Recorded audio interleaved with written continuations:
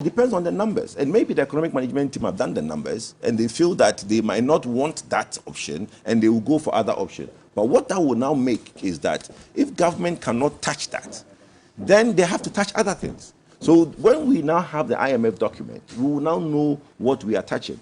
We now keep hearing this thing and it keeps coming. And my brother repeated it. Principle, principle, principle.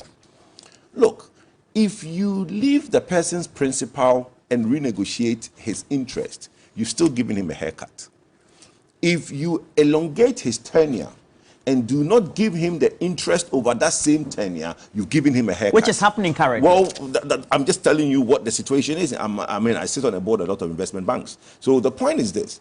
If you are looking at options of getting yourself to breathe, and the president comes and makes this emphatic statement, it really ties the hand of the negotiators around their back because it takes some of their options available to them off the table. So for me, my thought would have been that in the president's statement, he would have basically stayed out of that statement and let the negotiators negotiate, and then let's see what the final statement would have been from the IMF. But as it is now, it means that one of the things that government can look at, maybe, as we keep hearing the principal, people we are going to assure them the principal, but if I offered you 30% interest, then what I'm going to do is that I'm going to now try to renegotiate that 30% interest and say, look, my brother, I offered you 30% when I bought this bond. Let me now, the interest I'm supposed